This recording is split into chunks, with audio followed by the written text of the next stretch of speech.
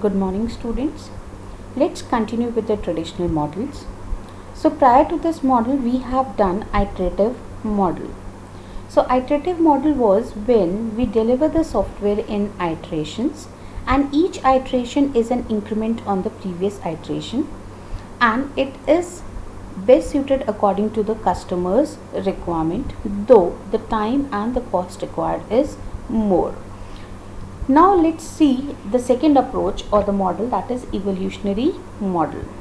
So the name suggests is evolutionary. The system is getting evolved, right?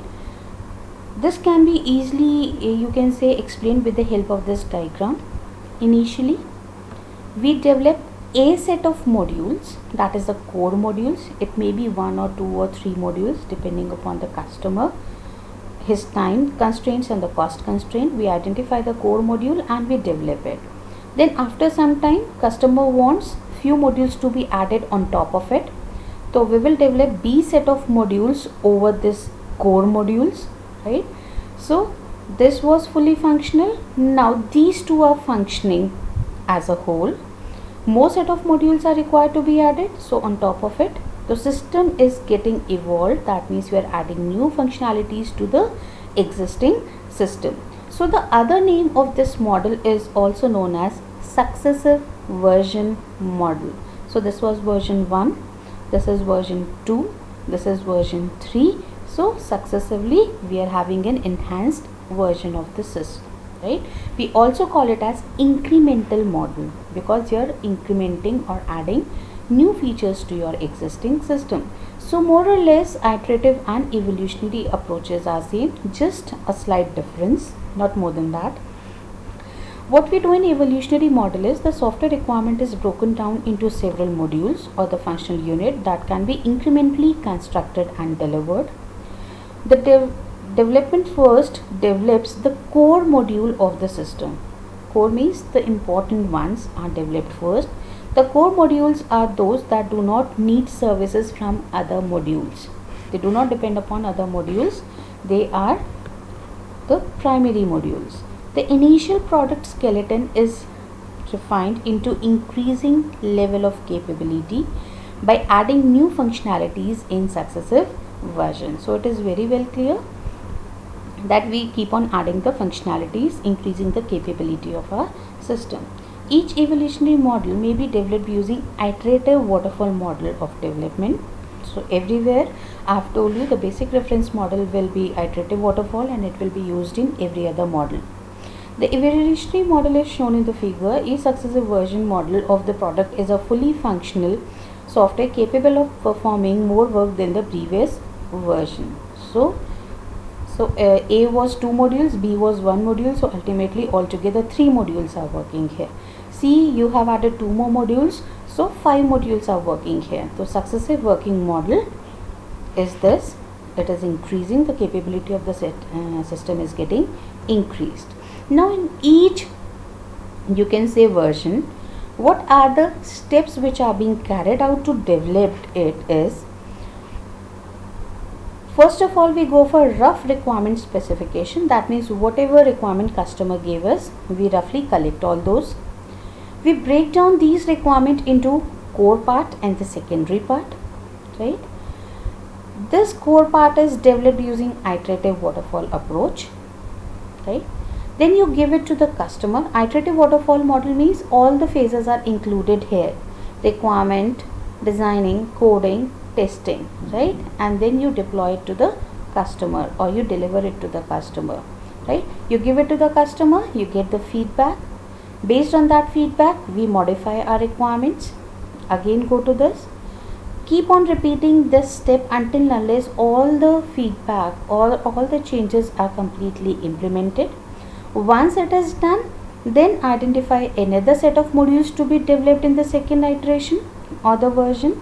Develop the next identified feature using iterative waterfall approach, right?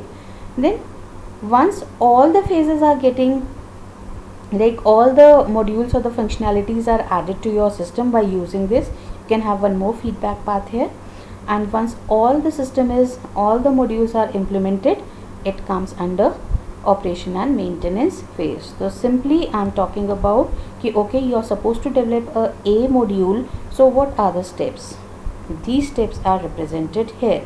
If you are developing B set of modules, then these steps will be followed to develop these B set of modules. So quickly summarizing, we'll get the requirements, break it down into core and the secondary part, develop the core part using iterative waterfall model, give it to the customer for feedback. If any change is required, go for that change. If no change is required, develop the another set of modules using the same approach. Keep on repeating this cycle until unless all the modules are implemented, right? And finally it comes under maintenance phase. So this is your evolutionary model. Now when to use an evolutionary model? So the three basic criteria are there. The evolutionary model is normally useful for a very large product where it is easier to find modules for incremental implementation. So not for small, because again you have to repeat the task, the cost and time will increase. So better is if you have a large and a complex problem, which cannot be developed at one go and it is risky also, better is divided into smaller parts and implemented. Often evolutionary model is used when the customer prefers to receive the product in increments so that he can start using different features as and when they are developed, rather than waiting all the time for the full product to be developed and delivered. This is what I have told you earlier. So as per the need of the customer, we develop and deploy it to the customer, and the customer can use it as and when the modules are available, right? He don't have to wait for the complete software as was in the case of prototype or in waterfall model. And the third criteria is the evolutionary model is also very helpful in object oriented software development, because all the development is divided into different units. So what is required in object oriented? Why not function oriented? In object oriented, we divide our problem based on object. Say object 1, these functionalities. Say you are supposed to develop software for Graphic Era University. The object would be, one object is an employee, second object is in staff, third object is in student. Then based on the employee, all the relevant functionalities will identify. Based on the student, identify all the functionality which a student require. So based on this object, we can segregate these modules and we can develop it, right? So it is best suited for these real-time problems which are based on object oriented concepts. Now the advantage of evolutionary model. It is suited for the large project. User gets a chance to experiment with a partially developed system much before the complete version of the system is released, because the successive version is released to the customer.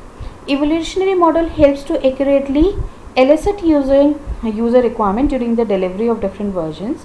Eliciting means gathering the requirement. Since you are delivering smaller modules, so if he requires any change, the customer requires any change, you are implementing it in the next iteration. So ultimately it is helping us to get the user's requirement, maybe a new one or a modified one. The core modules get tested thoroughly, thereby reducing the chances of error in the core modules of the final product. So you are delivering the software in smaller iterations, and initially we develop the core modules and the entire software development phases are being carried out, in which we carry out testing in detail. So there is a least possibility that there is an error in that core module. So once the entire software is developed and you find any error, so we are very well clear that we do not have any error in the previous iterations. The possibility of error is in the current iteration only. Evolutionary model avoids the need to commit large resources in one go for development of the software. Since you are developing the software in increments or iteration, right, you do not require all the resources immediately. Like I said, you do not require the entire budget as of now, right? You only require the budget that only a single module requires, or if you are developing two modules, only that budget is required. We require limited resources, like you do not require thousands of team members to work on that small you can say module. We just require 2 or 3 people who can carry that small task and complete your task. The resource includes manpower also, right? So we do not require the large resources immediately. Other benefit, error reduction, right? Initially Since you are delivering it to the customer, you're getting a feedback, so we are trying to reduce the error. User satisfaction is more because he is getting the working software early and he's able to work upon it and give the feedback. Since you are delivering the modules in less time, right, so ultimately he starts using it.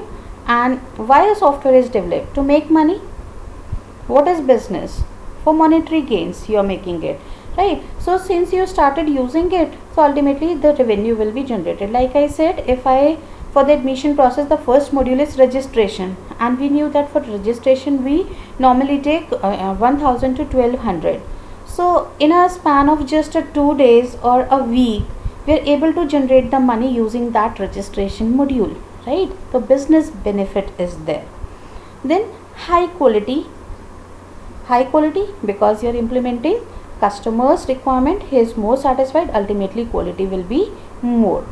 Low risk, there is a least possibility of this getting failed because all the requirements of the customers are included here, right? The risk may be associated with missing schedule deadline, wrong feature set, poor quality, but that is the least possibility since customers feedback is properly considered here. Then reduction in the cost for small iterations. We are not talking about entire software, but for a single iteration or version the cost required is less. Then what are the disadvantage of an evolutionary model? The very first disadvantage is, or a drawback is, it is very difficult to divide the problem into several versions, right? We are saying that you have to divide your problem into smaller parts and keep on developing those smaller parts, and at the end you combine them together, the full-fledged functionality is there. But since functionalities are related to each other, how you can divide it, right? And if you divide it, they are related with other modules. In order to develop a calculator, let's assume you are supposed to develop a calculator. So calculator has a number of functionalities, right?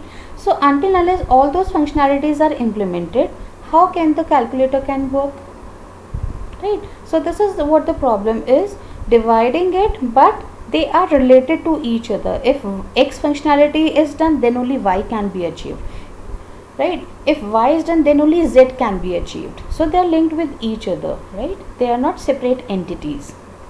Then several version release. Developer has to make table version with increases their effort.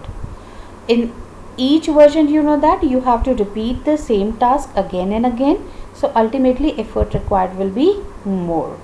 Then dividing software. It is difficult to divide the software and the problems in several versions that would be acceptable to the customer, which can be implemented and delivered incrementally, right? So which one to develop first? How will you identify which is a core module or which is a secondary module, right? So that is a difficult task. Uncertain nature of customer need. Since customer doesn't know, he's a common man, he doesn't know what he needs. He feels today I need this, the very next moment another day he'll feel no, I don't want this is not important, I want something else. Then you start working according to him. After 10 days he'll say no, this is not what I wanted, I want something else.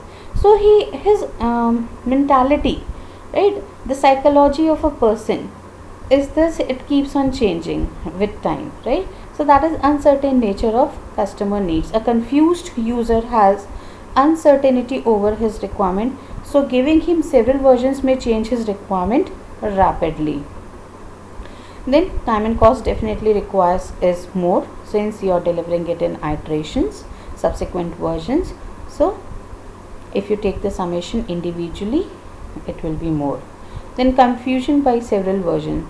An user might get confused by several versions of the software. It will affect on the final product, right? He'll get confused. You got, say you have delivered 40 iterations, so he'll say what is this, isme kya tha, usme kya tha, what is this, what is that, right? He'll get confused because he's not a technical person, though he wanted it to be delivered in iterations as per his need, but finally he's like what is this, right?